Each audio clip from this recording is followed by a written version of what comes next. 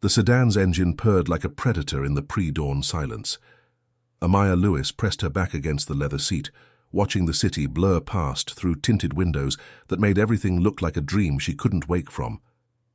"You think very small, if you believe we came here for his legs," the man across from her had said just minutes ago, standing in her doorway like judgment itself. "We came for what the debt was designed to buy." Now trapped in luxury that felt more like a cage, she understood what he meant. Her brother Devon's loan hadn't been about money at all. It had been about her. The Korean man, Kwon Sung-min, she'd learned, sat opposite her with the stillness of someone who'd never had to raise his voice to be obeyed. His charcoal suit was immaculate despite the early hour, his dark eyes calculating as they studied her face. "If you're going to hurt me," she said, refusing to let her voice shake, "you could have done it at my door, so why am I here?" One corner of his mouth lifted, not quite a smile, but something more dangerous. "Because someone used my name to set a trap," he replied, "and you're going to help me spring it back on them." The words should have terrified her. Instead, they sparked something fierce in her chest, a recognition that maybe, for once, she wasn't just going to be the victim of someone else's game. Welcome to Korean Mafia Lovers. Drop a comment letting us know where you're watching from and hit that subscribe button. Your support helps us bring you these intense romance stories. The first knock came before the sun, not the clumsy, dragging knock of a neighbor, not the impatient pounding of a landlord. It was 3 firm taps that made the thin wood of the apartment door vibrate and sent a pulse of dread down Amaya Lewis's spine. She was already awake, sitting at the small kitchen table with her hands wrapped around a chipped mug she couldn't afford to break. The unpaid utility bills were stacked beside it like an accusation. Her brother's room was silent down the hallway.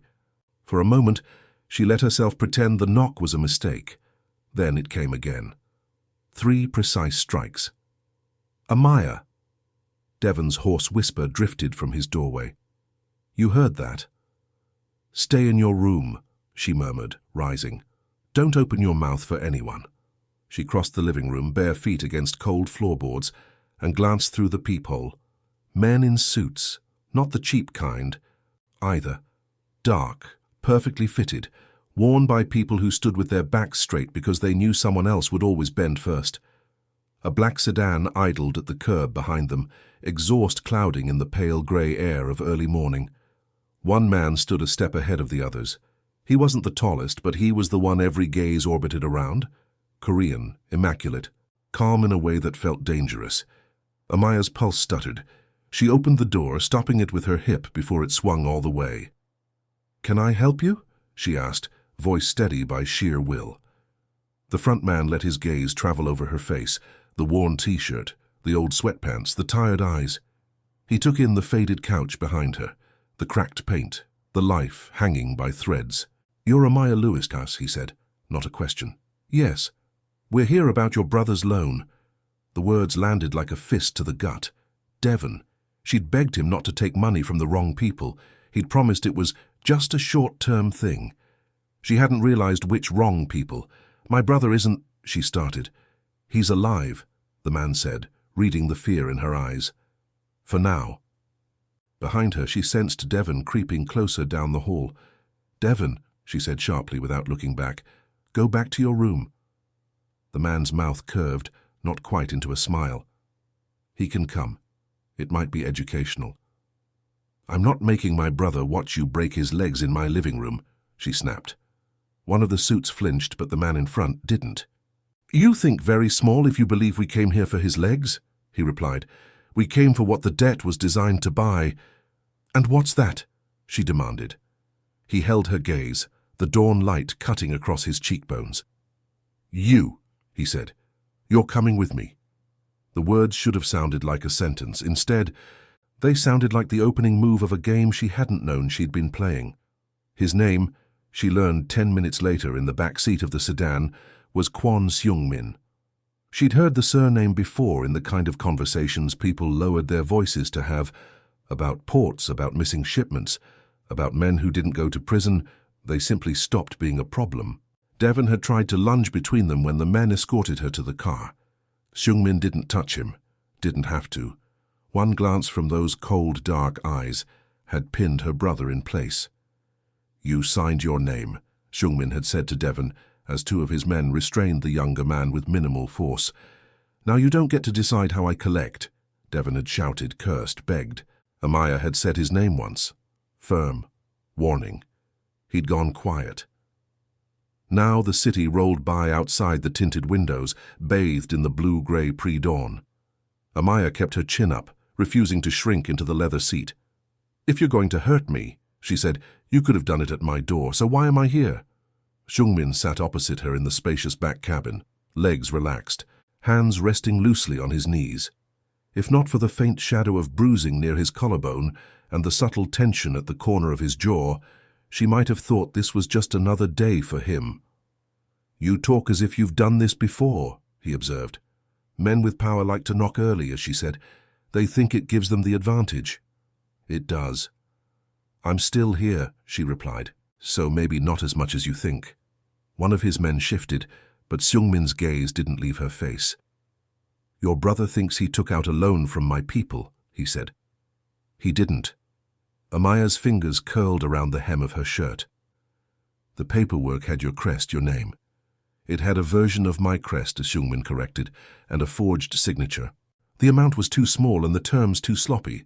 I don't deal in crumbs." "Then who did?" "That's what I'm going to use you to find out." The Quan organization's headquarters didn't look like a lair. It looked like an office building for a very successful, very private company. Smoked glass, quiet lobby, elevators that moved without sound. But the security inside told a different story. Men with discreet earpieces, cameras angled from places most people wouldn't think to look, a hum of controlled purpose. Seungmin led her to a conference room with one glass wall overlooking the waking city. A digital map glowed across the far end of the table, districts marked in different shades, lines tracing routes Amaya didn't recognize. "This is our territory," he said, gesturing. "And these," he tapped at certain nodes, "are the points where we've been hit in the last 6 months.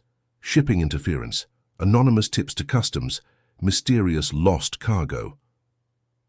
"And you think whoever came for my brother is tied to this?" she asked. "I know they are," he replied. "They've been testing me, quietly pushing. Today was the first time they put hands near something I consider mine." He didn't mean property, he meant control. He turned to her. "Tell me exactly how your brother got that contract." She told him. The dingy back office of a payday lending place that had popped up 2 weeks before their eviction notice. The smooth-talking man in a charcoal blazer who seemed too professional for the neighborhood. The way he had looked at Amaya more than Devon as he explained the terms, sliding the paper across the desk as if it were a gift. "He said we'd never see interest that low again," she said bitterly, "and that having your name on it made it ironclad." "Anything else?" Seungmin asked. "He wore a ring," she said, "on his right hand, thick, silver, had 3 tiny diagonal lines etched into it. One of Seungmin's lieutenants swore under his breath, "Gwanseo outfit." Seungmin's gaze hardened. "You're sure about the lines?" "As sure as I am about that tattoo under your cuff," she shot back.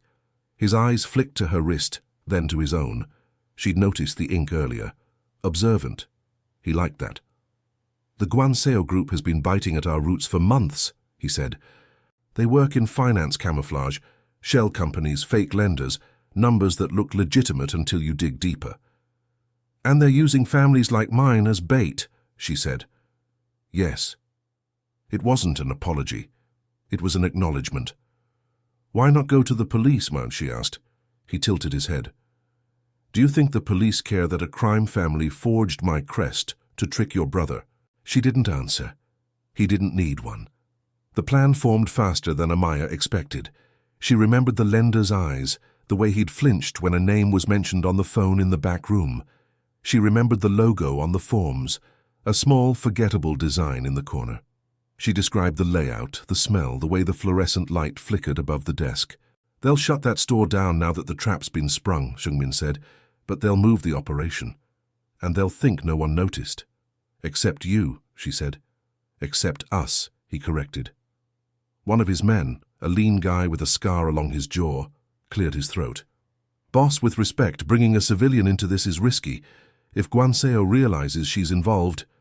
"They already involved her," Seungmin cut in. I'm simply choosing not to leave her as unwitting collateral. Amaya didn't flinch at being discussed like a factor in an equation. It was less dehumanizing than the way most systems treated her. What do you need me to do? She asked. Identify faces, Seungmin said. Places, people from your world we don't have files on. And during the final move... He hesitated, which she hadn't seen him do before. You're the only one who can confirm the man at the center is the one who sat across from you. You mean be there, she said, in the middle of it. Yes. She let that sit. And if I say no? Then we proceed with what we have, he replied. It'll be messier, longer. You won't be any safer. She stared at the map on the wall. She thought about her mother's hands cracked from double shifts, about her brother swallowing fear like broken glass, about the smooth-talking man in the charcoal blazer who'd smiled when he slid their life onto a dotted line. I'm tired of people like that making moves while everyone like me just survives it, she said. So if this is my chance to punch back, I'm taking it. One corner of his mouth lifted, not in triumph but respect. Then we finish this, he said. 3 days later, Amaya found herself in the passenger seat of an unmarked car, watching a glass office building through binoculars that cost more than her monthly rent. The business center looked legitimate, corporate logo, steady stream of people in professional attire. Nothing that screamed criminal enterprise, but she'd learned to look deeper. 3rd floor corner office, and she murmured into the comm device tucked behind her ear. That's where they took Devon to sign. Seungmin's voice crackled back, calm and focused. Any security you remember? One guard at the front desk. Looked bored, but there was a camera pointed at the elevator bank that seemed newer than the rest. Good eye. She'd been working with his team for 72 hours now, and the dynamic had surprised her. They didn't treat her like a liability or a witness to be managed. They listened when she spoke, incorporated her observations into their planning, trusted her instincts about the civilian side of the operation. It helped that she was right more often than not. Movement on the 5th floor, came a voice through the comm. Jin, the tech specialist, who'd been monitoring their surveillance feeds. 3 men just entered through the service elevator, not on the building directory. Amaya adjusted the binoculars. Can you get a visual on their faces? Working on it, got one, sending to your tablet now. The image appeared on the screen, mounted to the dashboard. Amaya studied it, then shook her head. I don't recognize him, but his posture, she frowned. He's military, or was, the way he holds his shoulders. Guanseo's been recruiting ex-military, Seungmin said through the comm, trying to professionalize their operation. Well, they're about to learn the difference between professional and prepared, she replied. A pause, then quietly. You don't have to do this, Amaya. We can still pull you out. She looked at the building, thinking about all the families who'd walked into those offices desperate and walked out trapped. I'm not going anywhere. The plan was elegant in its simplicity. Amaya would enter the building as herself, a woman looking for emergency financial assistance. She'd wear a wire, identify the key players, and confirm the layout they'd mapped from building schematics. When she gave the signal, Seungmin's team would move in from multiple entry points. What could go wrong? Everything, as it turned out. The first sign of trouble came when she reached the 3rd floor and found the office space completely reconfigured. Where there should have been the payday lending storefront, she found a generic business consulting firm with fresh paint and furniture that still smelled like the warehouse. They moved, she whispered into her collar mic. This isn't right. Stay calm, Seungmin's voice in her ear. Ask for directions, act lost. She approached the receptionist, a young woman who looked as confused as Amaya felt. Excuse me, I'm looking for Rapid Financial Solutions. I thought they were on this floor.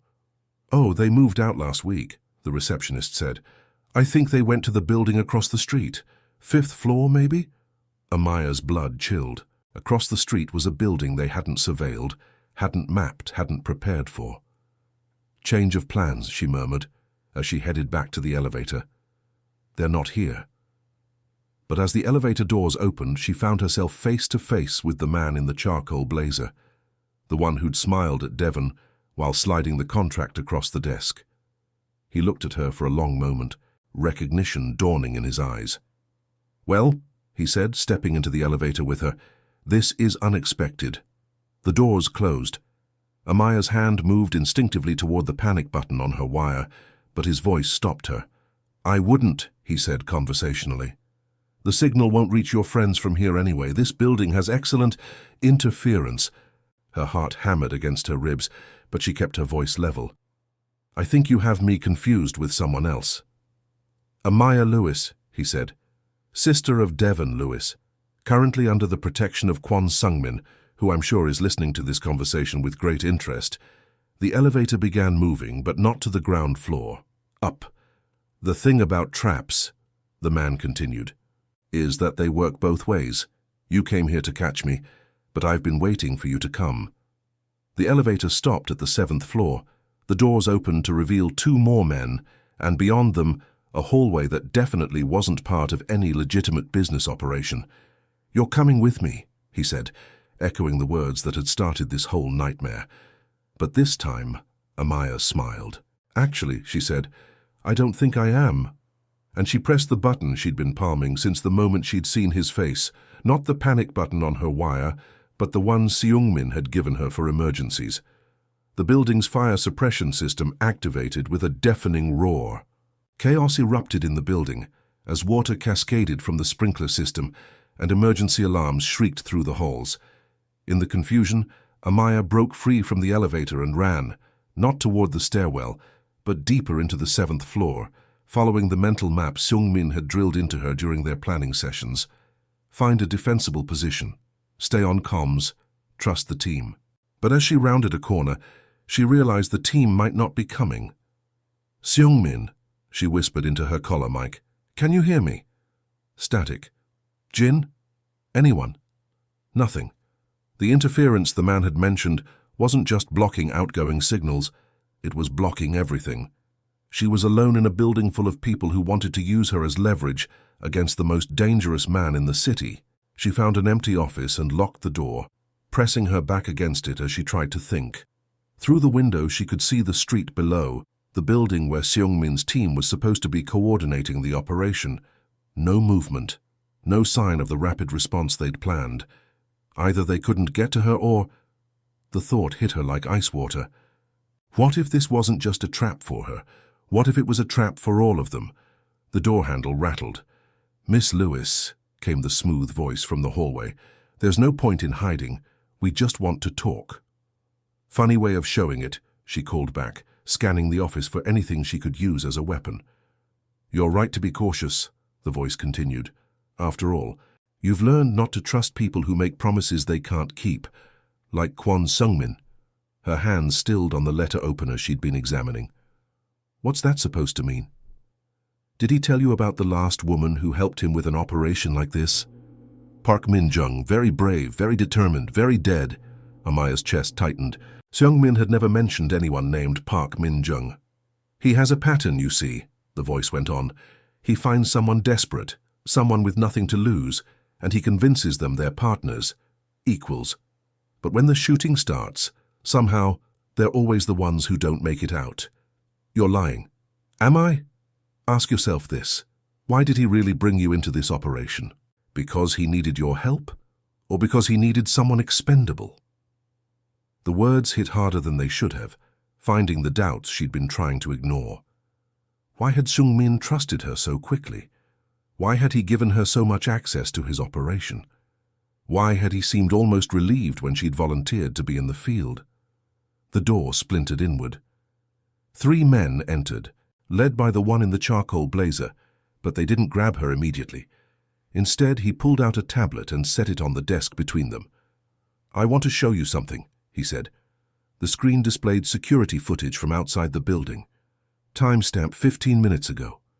She watched herself enter the lobby, watched Seung-min's team take their positions around the perimeter. Then she watched them leave, all of them. Cars pulling away, men walking casually down the street, no urgency, no concern, no rescue coming. "He left you," the man said gently. "The moment you were inside, he pulled his people back. You were never the asset in this operation, Miss Lewis. You were the sacrifice. Amaya stared at the screen, her mind reeling. It couldn't be true. The way Seungmin had looked at her, the way he'd listened to her ideas, the way he'd promised to keep Devon safe. But the footage didn't lie. "Why?" she whispered. "Because this was never about stopping us," the man replied. "It was about eliminating a rival. You see, I don't work for Guan Seo. I work for someone much closer to Kwon Sung-min, someone who's been waiting for the right moment to take his place." He gestured to one of his men, who produced a phone and dialed a number. "Tell him we have her," the man said into the phone. Then to Amaya, "Someone wants to speak with you." He held out the phone. Against her better judgment, she took it. "Amaya." The voice was familiar, warm, concerned. "Are you hurt?" It was Jin, the tech specialist, the one who'd been monitoring their communications, who'd had access to all their plans, who'd known exactly where she'd be and when. "You," she breathed. "I'm sorry it had to be this way," Jin said, "but Seungmin was never going to let you walk away from this. He doesn't let anyone walk away. I'm offering you something he never could, a real choice." "What choice?" "Help us finish what we started, and you and your brother disappear. New identities, new city, enough money to start over anywhere you want, or stay loyal to a man who's already written you off as collateral damage." Amaya looked at the men surrounding her, at the tablet still showing the empty street where Seungmin's team should have been. "And if I refuse, then you become another cautionary tale about trusting the wrong people." The phone went dead. Amaya stood in the ruined office, water still dripping from the sprinklers, surrounded by enemies who were offering her the one thing she'd never had, a way out. All she had to do was betray the man who'd apparently already betrayed her. The choice should have been simple. So why did it feel like tearing her heart in half? The explosion came from below. Not the controlled, precise kind that Seungmin's team would use, but something raw and desperate. The sound of someone fighting their way through obstacles they hadn't planned for. The men around Amaya tensed, hands moving to weapons, but she felt something else entirely. Hope. "That's not possible," the man in the charcoal blazer said, speaking rapidly into his radio. "You said they pulled back, you said—" His voice cut off as another explosion shook the building, closer this time. Amaya looked at the tablet again, studying the timestamp on the security footage, 15 minutes ago. But the building's interference would have made real-time monitoring impossible. Which meant, "You're showing me old footage," she said. The man's eyes snapped to her. "What? This is from yesterday, isn't it? Or the day before? You've been planning this for days, waiting for me to walk into your trap. But you needed me to believe I'd been abandoned, so you showed me footage of the team leaving from a completely different operation." One of the other men shifted nervously. "Boss, we should move. If Kwon's people are actually—" "They're not," the man snapped, but doubt flickered in his eyes. The building's lights went out. Emergency power kicked in a second later, bathing everything in red. But in that moment of darkness, Amaya heard something that made her heart leap. The distinctive whistle Seungmin had taught her during their planning sessions. 3 short bursts, the all-clear signal. He was here. "Jin lied to you," she said, backing toward the window. "Just like you lied to me. The difference is, I know which one of them actually keeps his promises." The man raised his gun. "You're not going anywhere." "You're right," she said. "I'm not." And she dove sideways as the office window exploded inward. Seungmin came through the glass like vengeance itself, moving with lethal precision. The first gunman went down before he could fire. The second managed to get a shot off, but it went wide as Seungmin's elbow connected with his jaw. The man in the charcoal blazer tried to use Amaya as a shield, but she was already moving. Using the self-defense techniques Seungmin had insisted on teaching her during their brief partnership. A strike to the wrist, a twist away from the gun, a knee to the solar plexus that left him gasping. By the time the smoke cleared, 3 men were on the ground and Seungmin was checking Amaya for injuries with hands that shook almost imperceptibly. "Are you hurt?" he demanded. "I'm fine," she said. "But Jin is in custody," Seungmin finished. "Has been for the last hour. We've been tracking his communications, feeding him false information about our movements. When he told his contacts that you were alone in the building, we knew exactly where to find you." Amaya stared at him. "So you never abandoned me?" "Never," he said fiercely. "The footage they showed you was from last week's surveillance run. We've been watching this building for days, waiting for them to make their move." "But why didn't you tell me it was a setup?" "Because we needed your reactions to be genuine," he admitted. "If you'd known it was a trap, you might have acted differently. They might have suspected."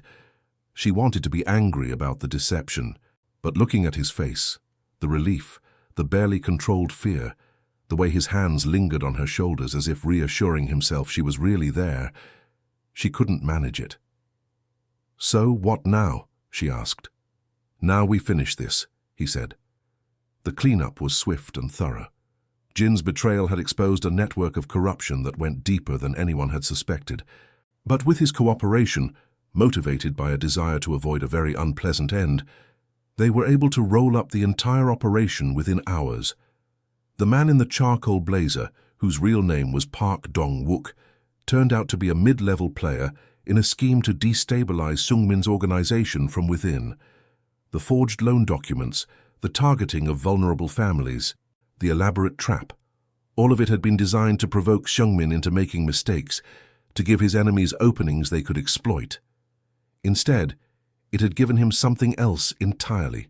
A partner who could see angles he'd missed, who could navigate worlds he couldn't access, who could stand beside him without flinching when the shooting started.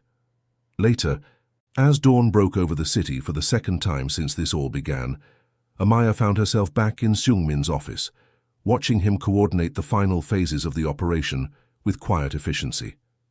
Devon was safe. The false debt had been erased from every record that mattered. The men who'd threatened her family were either in custody or no longer in a position to threaten anyone. It was over. "What happens now?" she asked when the last of his lieutenants had left. Seungmin looked up from the papers he'd been signing, documents that would ensure the families targeted by the fake lending scheme received compensation, that the legitimate businesses caught in the crossfire were made whole, that the loose ends were tied off cleanly. "That depends," he said, "on what you want to happen." She studied his face, looking for the calculation she'd expected to find there, the sense that she was still just a useful asset to be managed. Instead, she found something that looked almost like vulnerability. "I want the truth," she said, "about Park Min-jung, about whether I'm just the latest in a line of people you've used and discarded." His expression tightened. "Min-jung was my sister," he said quietly. "She died in a car accident 3 years ago. Nothing to do with any of this. Jin knew about her because he'd been in my organization long enough to know it was the one loss I've never gotten over." Amaya felt the last of her doubts crumble. "I'm sorry." "She would have liked you," he said. "She always said I needed someone who wouldn't let me get away with being an ass just because I was good at my job." Despite everything, Amaya laughed. "Well, you are kind of an ass sometimes." "Only sometimes? I'm being generous." He stood up, moving around the desk until he was standing in front of her chair. "Amaya," he said seriously, "I meant what I told you before. If you want to walk away from all this, I'll make sure you can. Clean slate, new start, no strings attached. And if I don't want to walk away, then you stay," he said simply. "Not as someone who owes me, or someone I'm protecting, but as someone who chooses to be here, as my partner." The word hung between them, heavy with possibility. "Partners in what, exactly?" she asked. "In whatever comes next," he replied. "In building something better than what we're tearing down. In making sure families like yours don't get caught in the crossfire of other people's wars."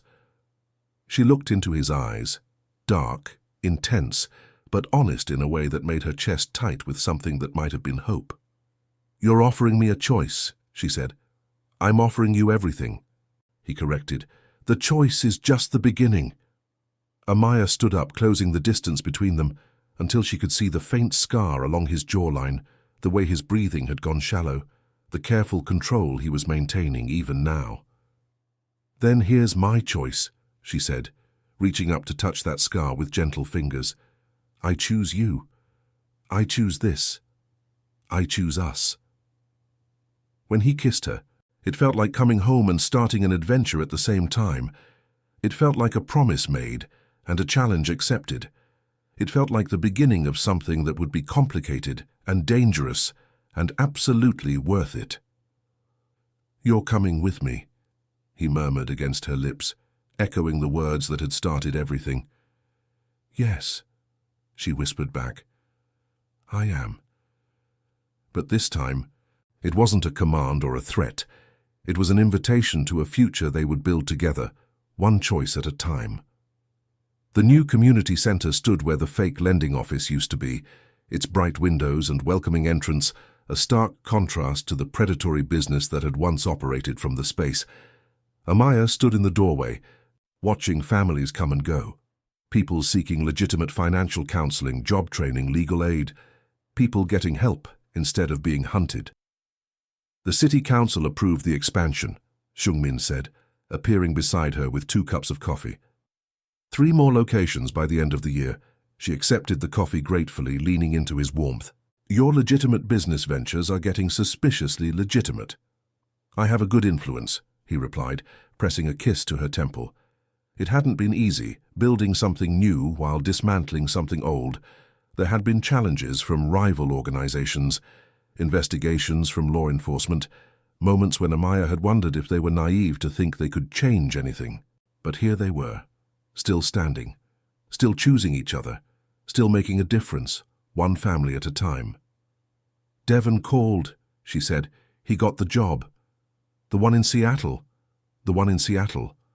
Her brother had taken Shungmin's offer of a fresh start, moving across the country to work for a tech company that didn't ask too many questions about gaps in employment history. "He says to tell you thank you. Again." "He doesn't owe me anything," Shungmin said. "Neither of you do." Amaya smiled, thinking about how far they'd all come from that dawn morning when 3 firm knocks had changed everything. "I know," she said.